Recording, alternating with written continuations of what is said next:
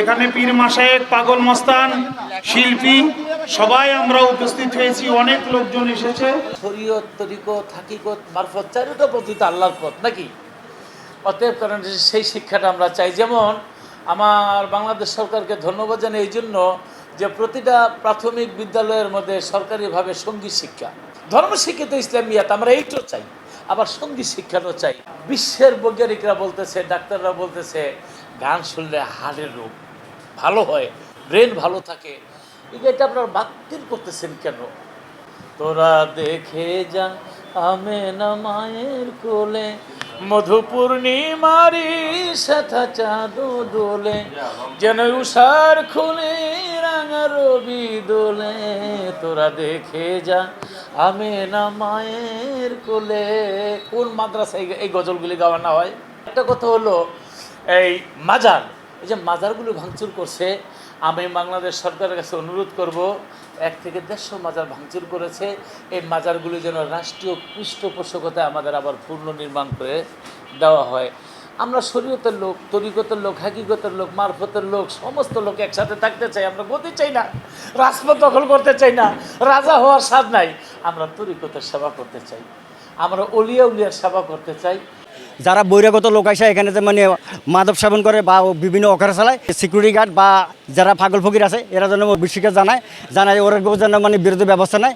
এই মাজার শরীফে আমরা আদব রক্ষা করতে চাই। আমার নবী করিম সাল্লাল্লাহু আলাইহি ওয়াসাল্লামের বিরুদ্ধে যদি আবু জেহেল না থাকতো তাহলে হয়তোবা এই শত্রুতা না করলে এত তাড়াতাড়ি নবীও তার ধর্মে প্রচার প্রসারটা হতো না। শাহী বাবার মাজার শরীফ এটা আপনারা দেখতেছেন, এটা বর্তমানে যা যা করছে তার বিষয়ে আমাদের মাননীয় ডিসি মহোদয় যে উদ্যোগ নিছে, আমরা ডিসি মহোদয়কে আমরা সবাই ধন্যবাদ জানাই। ডিসি মহোদয়ের কাছে যে আমাদের আবেদন রইল যে আপনি এর পূর্ণাঙ্গ ব্যবস্থা যেন নেন।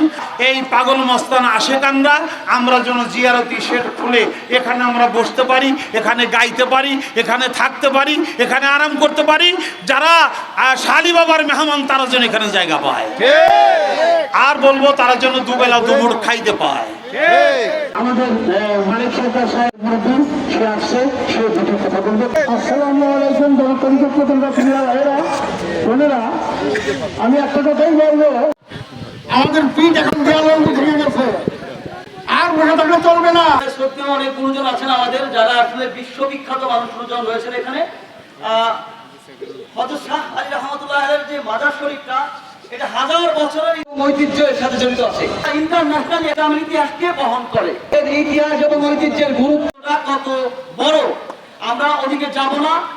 এইখানে যে বাউল শিল্পটা বিশ্বে বাংলার যে মাটিও মানুষের বাংলার সংস্কৃতির অবিচ্ছেদ্য যে অংশ, লোকসঙ্গীত, বাউল সঙ্গীত, এইখান থেকে চর্চা হয়। এইখান থেকে আজকে মানিক সরকার, এই মিরপুর মাজার থেকে আজকে আবুল সরকার, এই মিরপুর মাজার থেকে আজকে আলিয়া বেগম, মিরপুর মাজার থেকে আজকে মমতাজ বেগম, যারা বিশ্ববিখ্যাত হয়েছেন, বাংলার সংস্কৃতিকে ধরেছেন, এই মাজার শরীফ থেকে কিন্তু এই চর্চাটা শুরু হয়েছিল এবং চর্চার প্রাণকেন্দ্র। এই গান বাজনা করতে দেওয়া হয় না এখানে। এখন যিনি উপস্থিত আছেন আমাদের সামনে, বাংলাদেশের বিখ্যাত এবং শুধু বিখ্যাত বলবো না, যিনি একজন গুণী লোকসঙ্গীত শিল্পী, যার হাত ধরে প্রকৃত লোকসঙ্গীতের সুরটা বিশ্বময় পৌঁছে গিয়েছে, সেই গুণী শিল্পী জনাব শামসুল হক চিশতি। আসলে শিল্পীরা তো কোনো রাজনৈতিক দলের বা কোনো ব্যক্তি স্বার্থের এরকম কোনো কিছু হয়ে থাকে না সাধারণত। শিল্পী তো শিল্পী, একজন শিল্পী, আমার একজন শামসুল হক চিশতি বাংলাদেশের সম্পদ, উনি আমার সম্পদ, আমার সন্তানের সম্পদ, তিনি আমার বাবার সম্পদ, তিনি আমার দেশের সম্পদ। তো তিনি আমাদেরকে ডেকেছেন, তার ইচ্ছা যে দেশের অজপাড়া গায়ে যারা অবহেলিত, উদীয়মান, প্রতিভাবান লোকসঙ্গীত শিল্পী রয়েছেন, যারা সুযোগ পেলে আসলে ভালো কিছু করে দেখাতে পারবেন, তাদেরকে কিন্তু তিনি আহ্বান করেছেন যে তাদের প্রতিভাটা কাজে লাগানো যায় কিভাবে। সেক্ষেত্রে এখানে যে কেউ যারা সঙ্গীত, পল্লী সুর বা লোকসঙ্গীতকে পছন্দ করেন তারাই কিন্তু এই সমিতির সদস্য হতে পারবেন। কারোর জন্য কোনো বাধা নাই, বিঘ্ন নাই। তবে এই প্রতিষ্ঠানটি বা এই সমিতিটি হবে অরাজনৈতিক, যেখানে কোনো রাজনীতি, কোনো হানাহানি বা কর্তৃত্ব এরকম কিছু থাকবে না। এক কথায় শান্তির বাণী প্রকাশ হবে, শান্তির বাণী প্রকাশে। সেক্ষেত্রে ইনশাল্লাহ খুব শীঘ্রই পল্লী বাউল শিল্পী গোষ্ঠী নামে আমরা যাত্রা শুরু করব জনাব শামসুল হক চিশতি বাউল সাহেবকে সঙ্গে নিয়ে। আমাদের সাথে আমাদের আরেকজন ভাই আছেন যিনি বাংলাদেশ বেতারের একজন তালিকাভুক্ত নাট্যকার জনাব আলামিন খান সাগর। তিনিও এই আমাদের এই শিল্পী গোষ্ঠীর সাথে একাত্মতা প্রকাশ করে আমাদেরকে সার্বিক সহযোগিতা করবেন বলে কথা দিয়েছেন। আসসালামু আলাইকুম। আমার ভালো লাগছে যে সবচেয়ে বড় কথা যে শিল্পীদের সঙ্গে আজকে আমার বাসায় এসেছেন। খুব ভালো লাগছে যে আমি তার কণ্ঠে গান শুনবো।